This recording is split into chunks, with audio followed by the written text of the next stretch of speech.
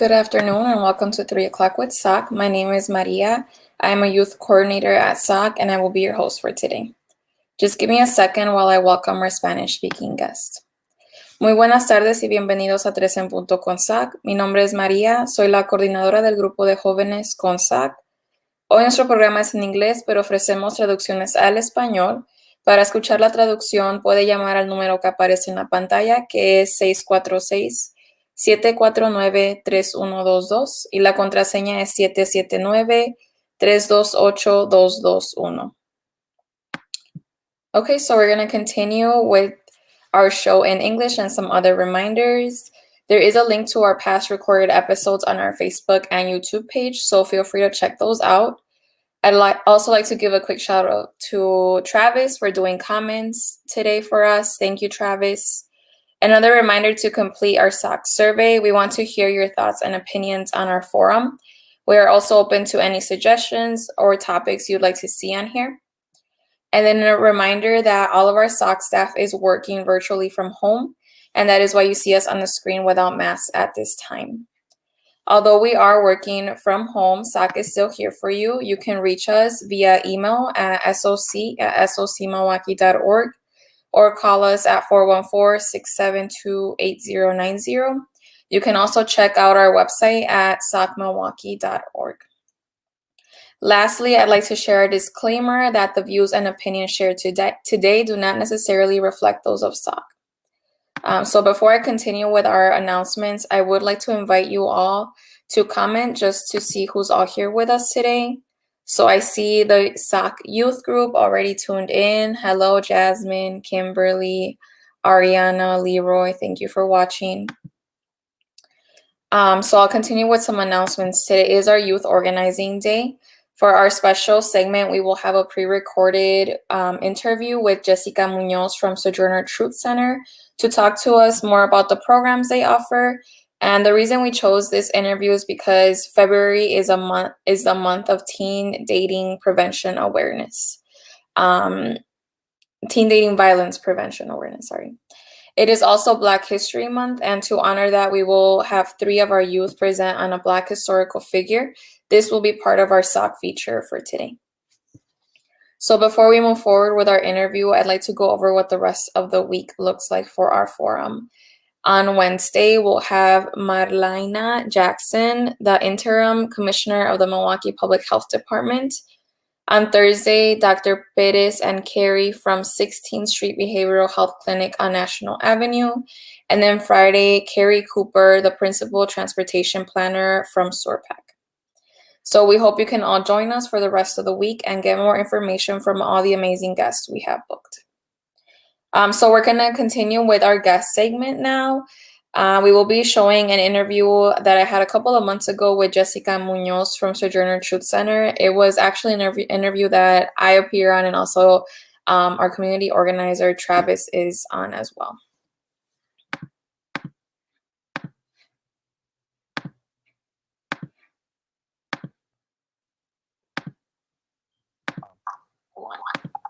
Hi, everyone, and welcome to 3 o'clock with SOC. Today for our SOC feature, we have a very special guest, and that's Jessica Munoz from the Sojourner Truth Center. Hi, Jessica. Hi. Welcome. No, thank you for having me. Thank you for being here. So can you tell us a little bit about yourself and your role at the Sojourner Truth Center? Absolutely. So again, I work for Sojourner Truth, and it's a domestic violence agency here in the city of Milwaukee. My role specifically is I work for the Community Domestic Abuse Programming Team in Sojourner, which has advocates at all of the Milwaukee police districts, as well as an advocate at the Brown Deer Police Department and the Oak Creek Police Department. Part of the Milwaukee Police Department's protocol is actually to give an advocate a referral of any victim of domestic abuse. What my role more than anything is to connect with victims as soon as the incident happens, and that's for safety planning, take care of any immediate needs, and also help them, go through that criminal justice system, navigating it at least.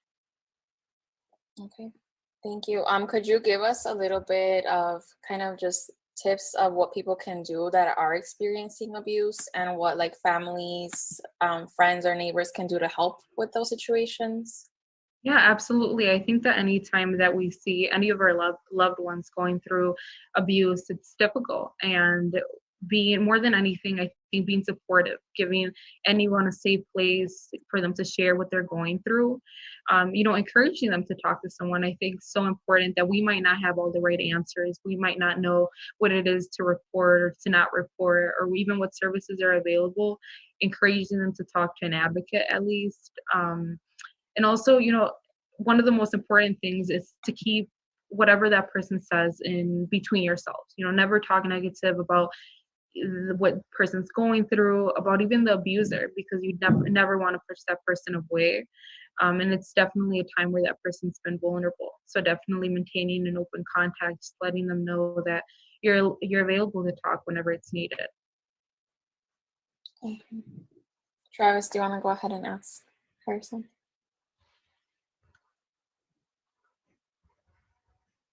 I think he's muted. But yeah, so then when it comes to being in a situation, let's say you're kind of third-hand experiencing a situation with someone, how would you distress a situation like that? I think listening. I think that's one of the most important, that whenever someone's talking to you about it, most of the time they're not looking for opinions. Most of the time they're just looking for someone to talk to listen. And definitely never pressuring them to leave the relationship. It takes victims many times to leave the relationship. So definitely just knowing that they can talk to somebody. Many times if they're talking to you, it might not be because they're ready to leave the relationship. And it's also important to not assume that that relationship would be ending. Right. Can you tell me a little bit about how you got into this role with Sojourner? Yeah, absolutely. Well, before this, I used to work for the Latino Research Center through UMOS, and they also offer domestic violence services. And I started off working through their immigration program, and from there, I just started seeing the value in the work. I think that especially working here on the South Side with, so many Spanish speakers, there's definitely a need, someone who's able to talk your same language, being able to be there, to navigate. I think the system is so important, especially when you're working with immigrant families who might believe that the same laws are the same in the United States, how they are in other countries. I think I saw the value in being able to support someone who they could relate to. Right. Well, thank you for your work that you do in our community. And then you did mention that you can relate on a different level as well because of, speaking Spanish, speaking a different language.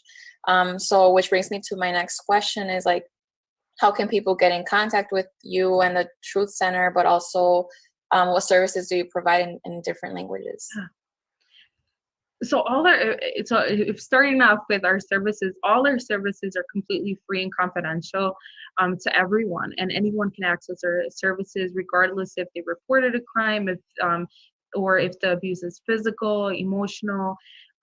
And our services vary. We have an emergency shelter which has 54 beds and is available for victims, both men and women, and their children. We have our advocacy services, which have ongoing services and crisis intervention, as well as support groups. We have a hope and healing program, which it's more about empowerment. So getting victims connected to education, wellness, and employment. We have children's programming, which is specifically geared for children who have witnessed or gone through abuse in the home. We have a Beyond Abuse program that is for women who have been abusive in their own relationships. And we do community outreach, as well as we have a restraining order office that's co-located at the Milwaukee County Courthouse, and assisting anybody in the community obtaining a restraining order. Again, all our services are free and confidential. They're still available even right now through COVID, and you could call our 24-hour crisis line, and or if you could call me directly So just getting connected to us, and you could even call our 24-hour hotline, even at any time in the day, ask, say you just want to talk to someone, get connected to services, and they would make a referral, and you could ask specifically to be connected to someone.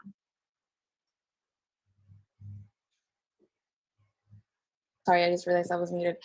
Do you have that information on your website, or how can we get that? We do, yes. Our website is sojournerfamilypeacecenter.org, and you could see all our information there.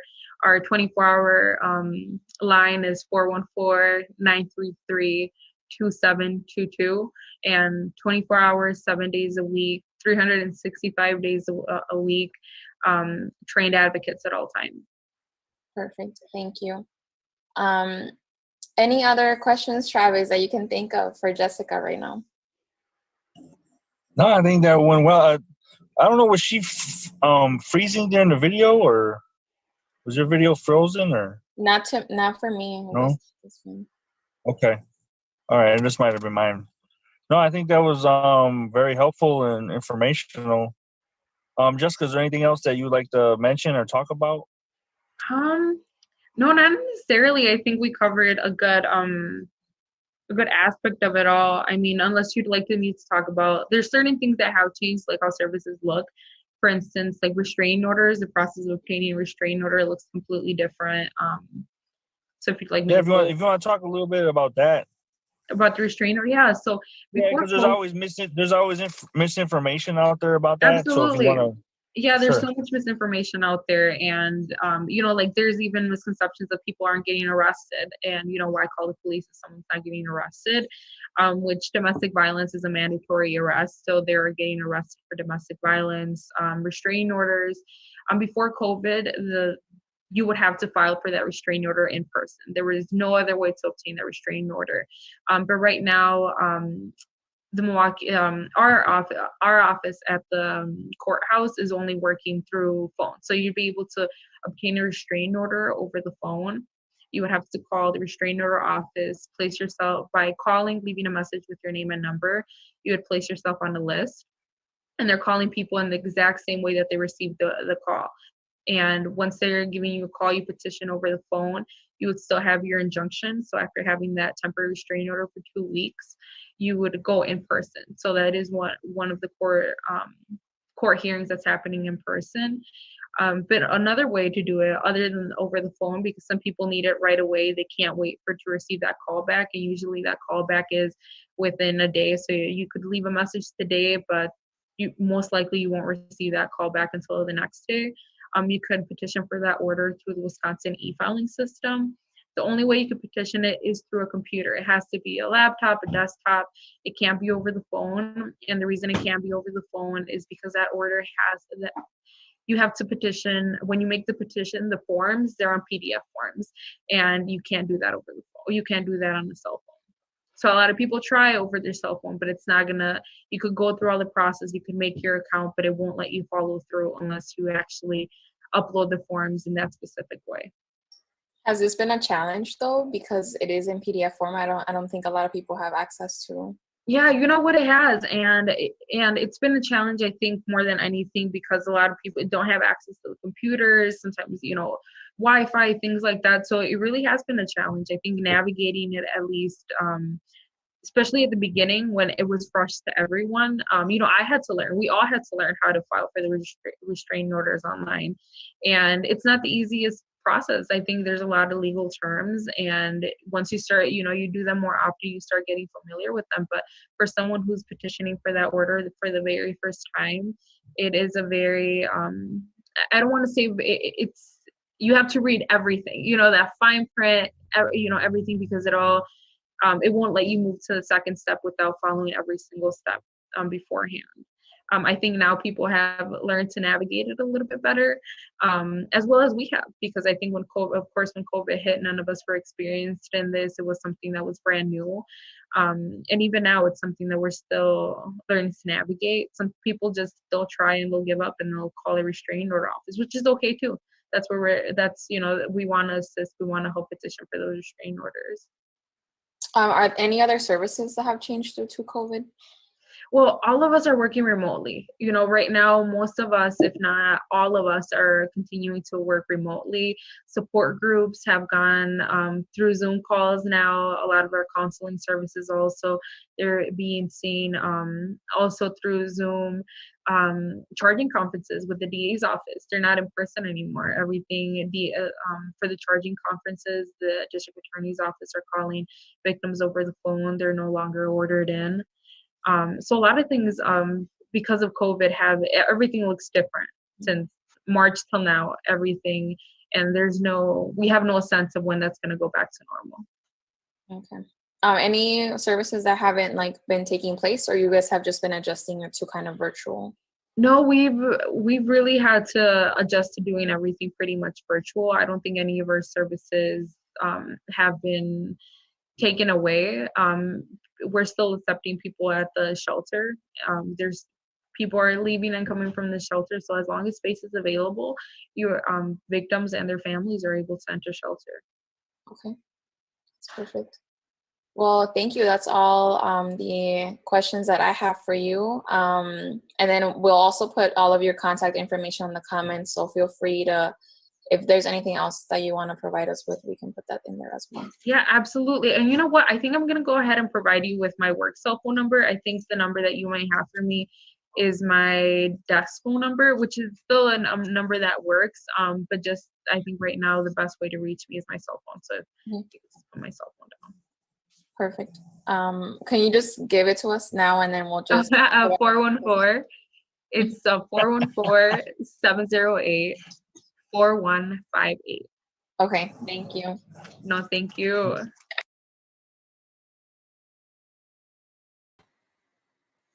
Thank you to Jessica for that very informative interview. All of the contact info is on our comments, as well as some links for domestic shelters that Travis put on there. So thank you, Travis, for that.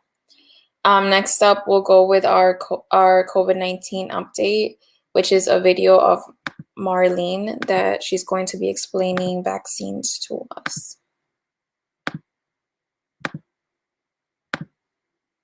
So a couple of places you can get your COVID-19 vaccine. You can get it at Meijer. You can get it at local pharmacies such as Walgreens. You can get it at your physician's office, and you can do that by asking him about getting the COVID-19 vaccine and when he can have it available for you, he or she can have it available for you. And then you can also get it at the Milwaukee Public Health Department. And lastly, you can get it at, you can get more information about it and register for it at 211. So by calling 211, you can do that information. You can register for it that way. So let me just show you exactly the sites that I have open that you can use to register for your COVID-19 vaccine through the Milwaukee Public Health Department. So this website is called healthymke.com. You will go onto this website, and then you will go to sign up for alerts below. And what you're going to do is where it says phase 1A individuals requesting vaccination services, you're going to click sign up, right? And then that is going to take you to a registration page where you can register here and sign up as an individual to get the COVID-19 vaccine if you are under the phase 1A population. So you can do that, and then someone from the Milwaukee Public Health Department will be in contact with you. Again, remember, you might be waitlisted. Okay. And then the second website I want to show you is where you can register through Meijer.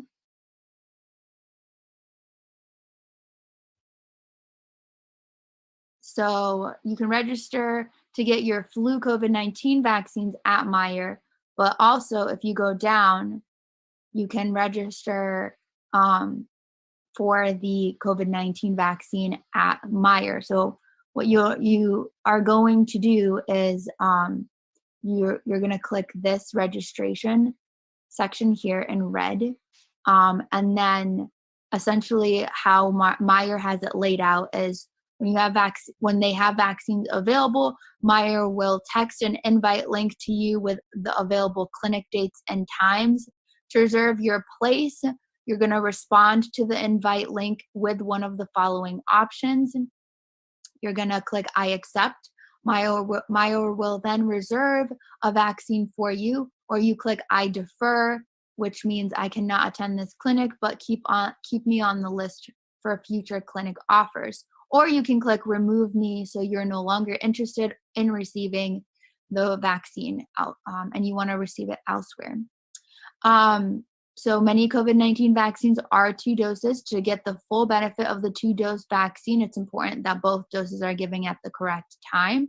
After you receive the first shot, you'll automatically be invited back to the second clinic to get the second dose. Meijer is committed to improving the safety and health of our community and would like you to know that Meijer will follow state and national guidelines when scheduling patients and holding clinics. So that is the Meijer website to register. So go on here, pre-registration process online. Then there is another website, and we will have all of these links for you available in the comment section. Then the next one is at the pharmacy. So at your pharmacy, you will go to Walgreens. So this is the walgreens.com/topic/promotion/COVID-vaccine.jsp. We will have that link for you in the comments section. So you can click on that link and then you can go right to this website. So what you're going to go on here is you're going to go down here where it says find an appointment or sign up for alerts on vaccine availability in your area. You're going to click find appointment. So once you click find appointment, you'll see that, if you fall under the age restrictions, the employment qualifications and eligibility and health conditions, it's just telling you, like if you are a healthcare worker or you are 65 and up, then you're eligible to get the COVID-19 vaccine. Then they explain how it works. You'll need to be signed into the Walgreens.com account. You don't have one, no problem. Creating one is quick and easy. Complete a short screening.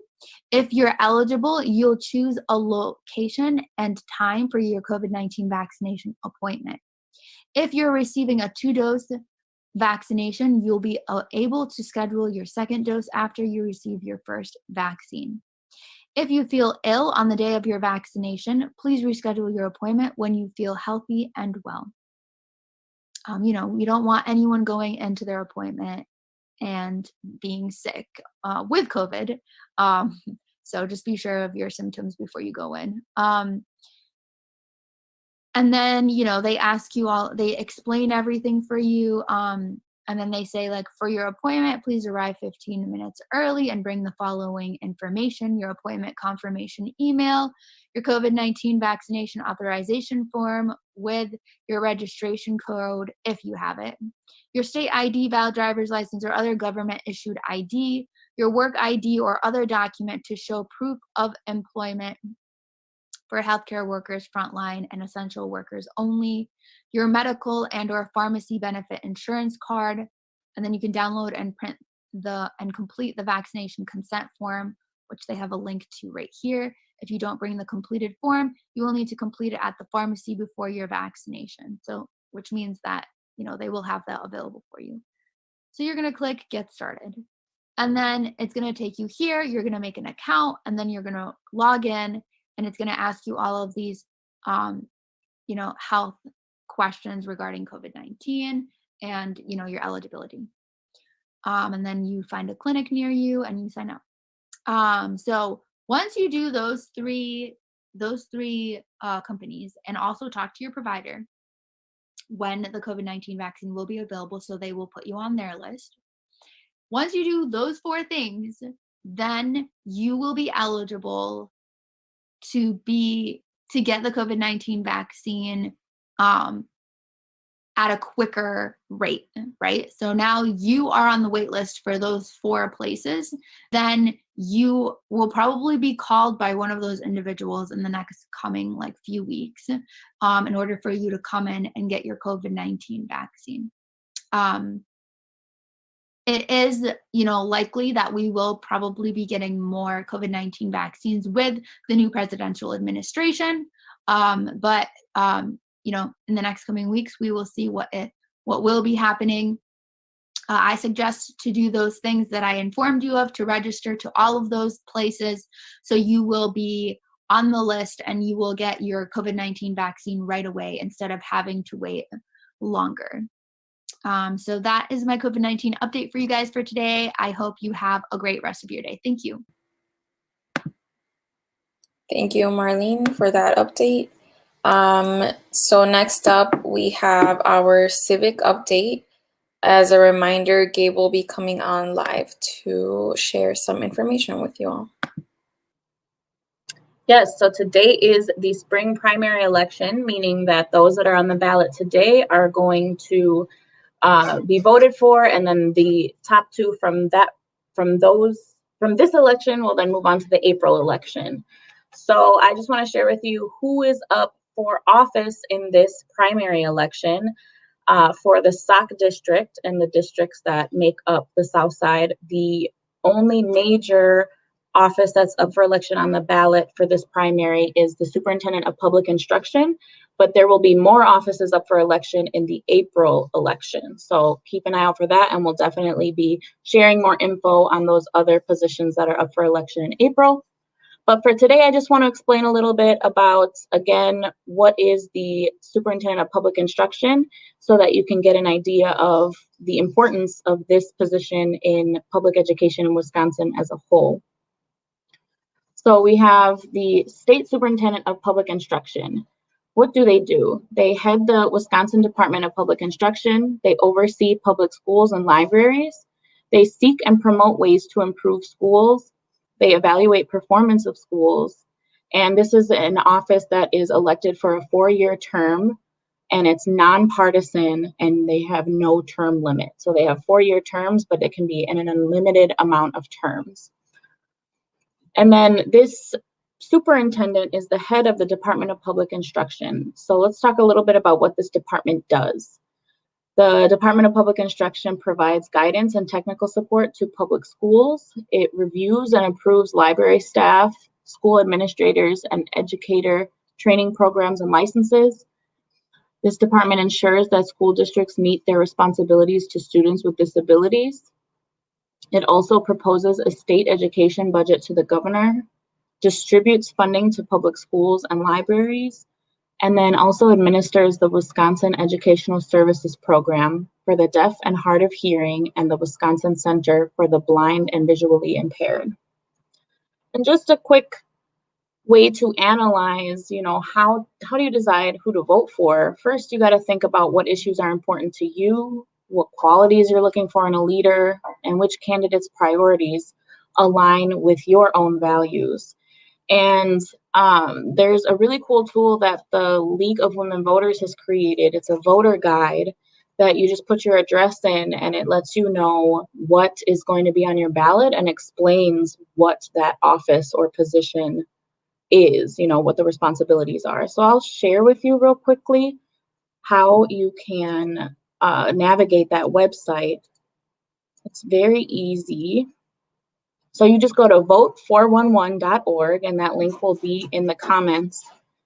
And if you scroll down on this home page, you can enter in your address for personalized voting information. So I put SOC's address in there, and I'll hit submit, and it will give us information personalized to that address. So you can find out what's on your ballot. It lets you know when the next election is. So of course it's today. And then if you scroll down even farther, it lets you know what your polling place is. So it lets you know the address, and then even shows you on a map. But let's explore this voter guide about what's on your ballot, so that you can check out who is on this ballot for today before you head to the polls. So you click your language, and then again, for our district, it's the Superintendent of Public Instruction that's going to be on the ballot. You can click that, And then again, it gives an explanation of what that office does. The state superintendent of public instruction supervises the state's public schools. Voters elect the state superintendent of public instruction to serve a 4-year term. There is no term limit. And then you scroll down and you'll see all the candidates. And again, this is a nonpartisan office, so you'll see NP next to all of them. They aren't associated with a particular political party. It'll just say NP for nonpartisan. And then if you click one of them, you can get their information, their education background, and then they answer questions that the League of Women Voters has asked of them. And I believe that all of these candidates have answered the questions. So you still have plenty of time to go vote, and you can look at what these responses are to the questions for each of these candidates, as you can see. And then you can even compare. So I have Troy Gunderson clicked. If I hit compare to Sean Hendricks Williams, it shows their information side by side. So the first question and then each of their answers side by side, so you can compare. So I hope that's helpful. Again, you can use this site to find your polling place as well. So use it to find information about the candidates, use it to find information about your polling place or your voting location. And if you have any questions or concerns about this process, about what you'll find at your polling place, let me know, and I'm happy to answer any questions you might have. And again, go ahead and use vote411.org to find more information on that. And it looks like the snow has stopped, so hopefully people can get out as the streets clear up. And I'm hopeful that all of you will be able to get out and vote. And you can register to vote at your polling place. Just bring some sort of photo ID and you'll be able to vote. So I hope y'all can get out there for this very important position that's up for election today. And we'll let you know tomorrow who is the winner or who are the winners that will go on to the April election. Thank you. Thank you, Gabe. Thank you to Gabe for that update. The information is on our comment section, so if you want to take a look at that, you can find more info there. Next up, we have our SOC features. So as you know already, our SOC youth have been working on their presentations for Black History Month. And so today we're going to show 3 of our youth's presentations. We'll start off showing you Kimberly's presentation on Jean-Michel Basquiat. Jean-Michel Basquiat. He was born on December 22, 1960, in Brooklyn, New York. He died on August 12, 1988, in Great Jones Street, New York. His parents were Puerto Rican and Haitian. His parents split up when he was 7, and he and his sisters lived with his father. He was best known as a street smart graffiti artist who rose from New York's punk scenes.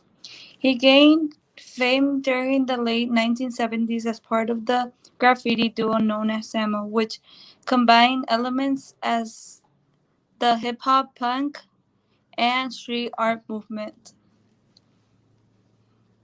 Black American graffiti's inspired work demonstrate his intellect. He's known for painting with graffiti-like images. He attended to 4 different schools for art: secondary art for journalism, St. John's School, St. Anne's School, City Art School, Edward R. Morris High School. He was estimated that a painting would sell for at least $60 million. One of his paintings sold for $110.5 million. He impacted the world by making the transitions from a known graffiti artist to internationally acclaimed neo-expressionist in just a couple of years. Thank you for listening to my short presentation. Now I would like to show you a short video so you can learn more about him.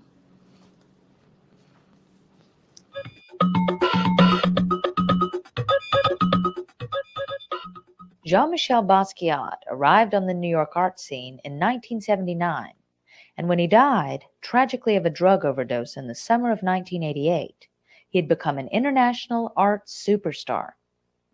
Basquiat, along with Schnabel, Herring, Sally, and others, was one of a whole new generation of painters, young, bright, and irreverent.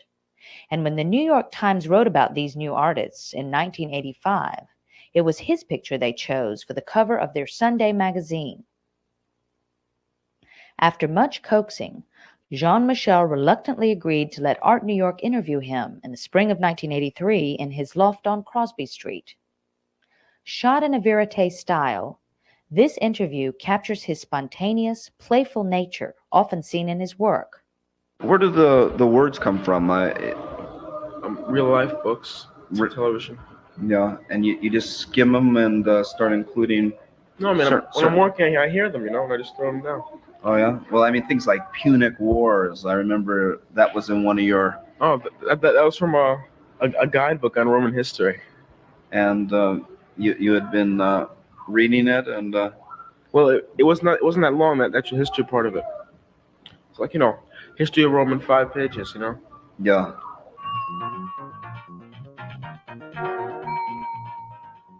He put out all the best he could give to the world in his paintings and all his ideas. He was so ready to give it to everybody. He was extremely generous as a person and as an artist.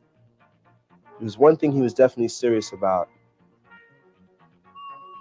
It was making art, Jean-Michel lived his life like a fire, burned really hot, really bright. The fire went out, but the coals are still hot.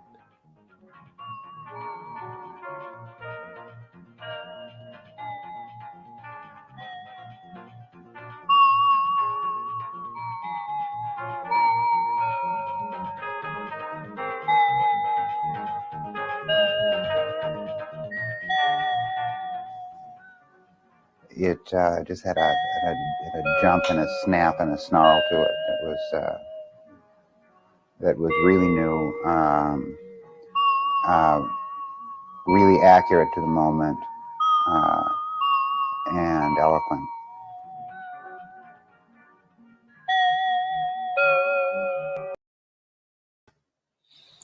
Thank you, Kimberly, for that presentation. Next up, we'll show Ariana Blake's presentation on Gordon Parks.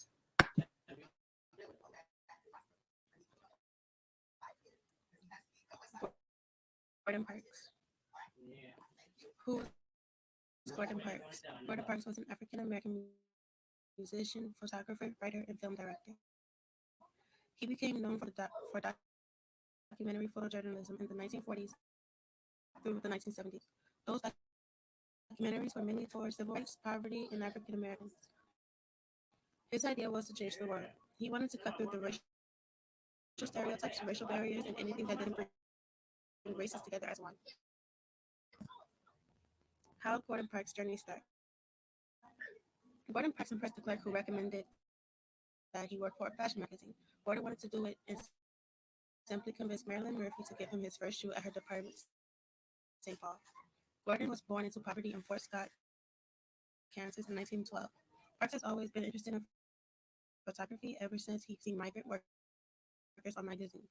He bought himself a camera and taught himself how to use it, and that's how Gordon Parks' journey started. On the left, there's a picture of Gordon Parks. On the right is a photograph that he had took. What did Gordon Parks accomplish? Gordon Parks' greatest accomplishments were photographs and documentaries. One of his famous known documentaries is Half Past Autumn. He photographed poor Americans in the 1940s, which were very famous. He was interviewed in 2000 for his documentary Half Past Autumn. I have a video of Gordon Parks speaking of his experiences and more. Here's the video.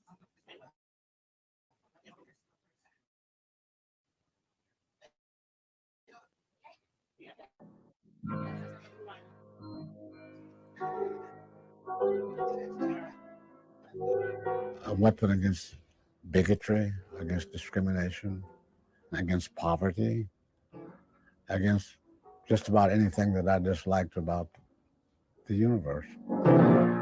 Gordon Parks is 84 now, a storyteller who communicates his message in many ways: music, words, poems, and novels.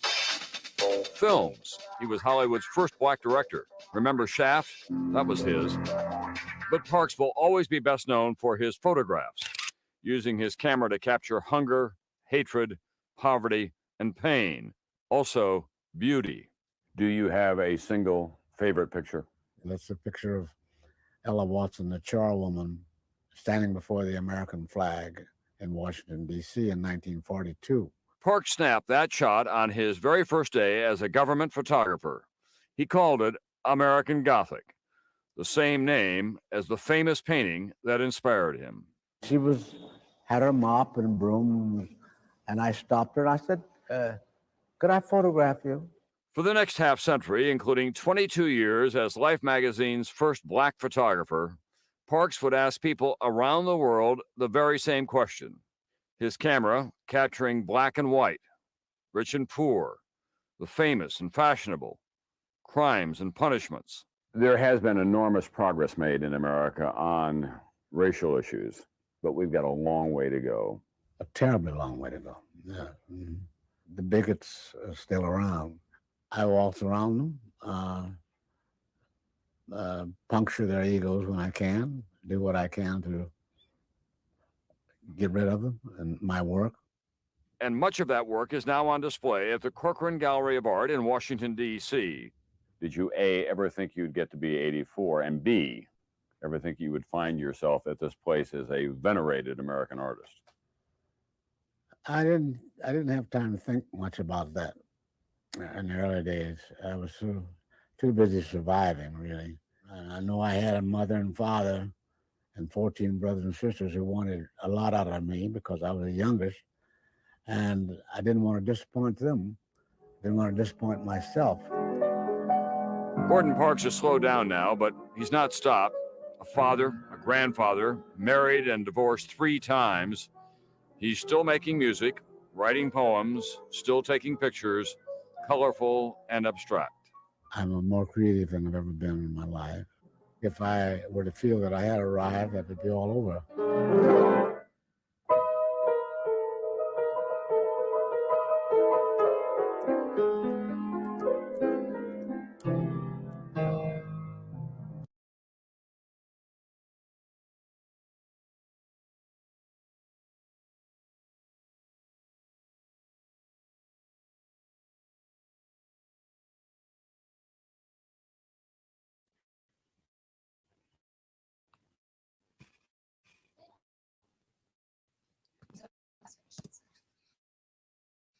This is the artwork of Gordon Parks. I'll give you a couple of seconds for you to view it.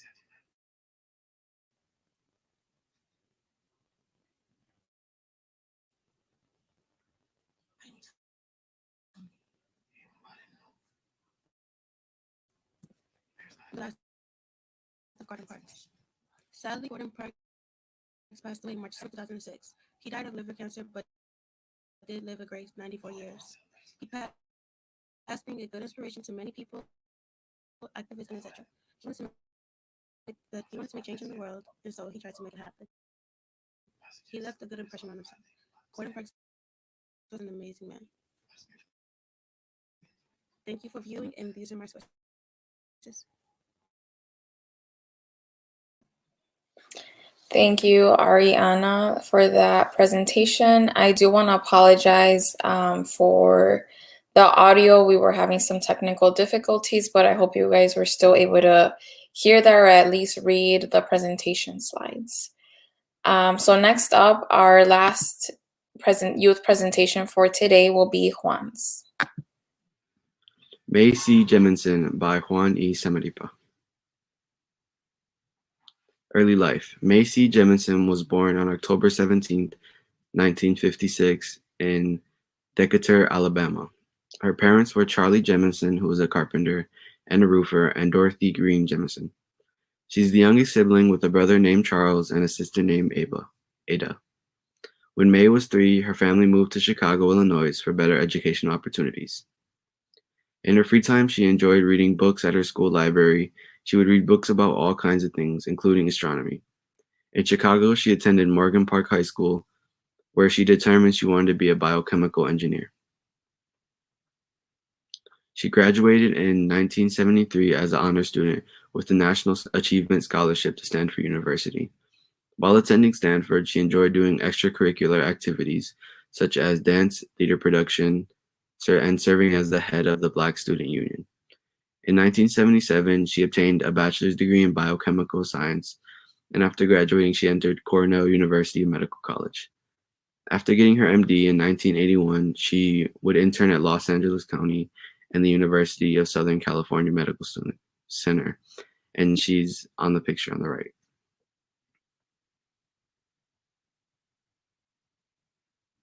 Career. In 1981, she was the area peace officer for Sierra Leone and Liberia, where she did medical research.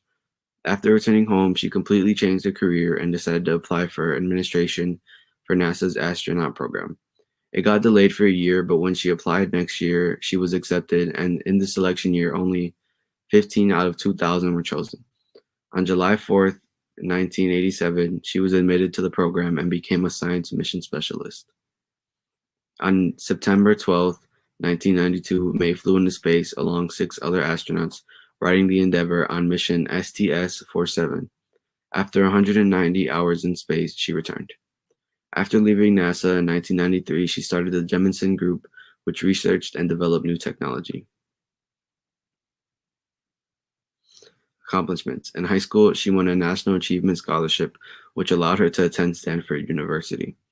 In 1988, she received the Essence of Science and Technology Award. In 1992, she was awarded the Ebony Black Achievement Award. In 1993, she received a Montgomery Fellowship Award from Dartmouth College. She was named Gamma Sigma Gamma Woman of the Year in 1990, and in 1992, the May C. Jemison Academy was named after her in Detroit, Michigan.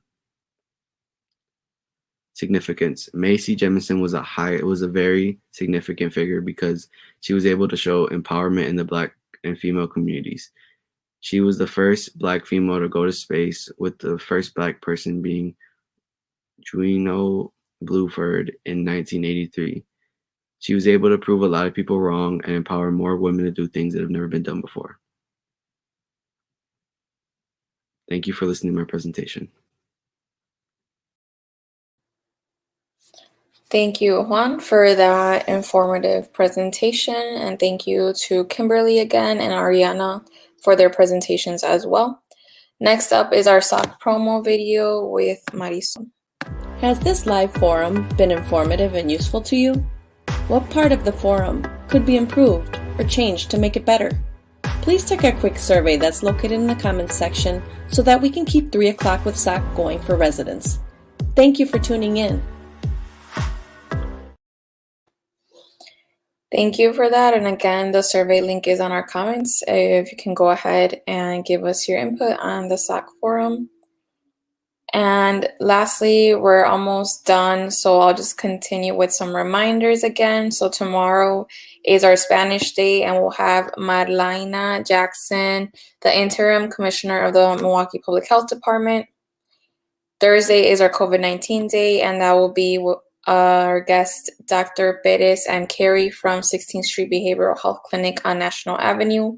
And then Friday is our Organizing Community Leadership Day. And our guest will be Carrie Cooper, the Principal Transportation Planner for Sewer PAC.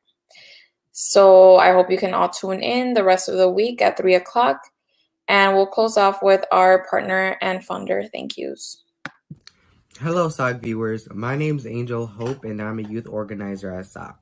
We would like to thank everyone for supporting our 3 o'clock at SOC Live and for completing our SOC survey. In addition to that, we would also like to thank our sponsors: Wisconsin Voices, Community Development Block Grants, Neo Philanthropy State Infrastructure Fund, Movement Voter Project, Catholic Campaign for Human Development, Zilber Foundation, the City of Milwaukee Office of Violence Prevention, Tides Foundation, City of Milwaukee Promise Zones, all the faithful individuals who support SOC through their personal donations. Thank you.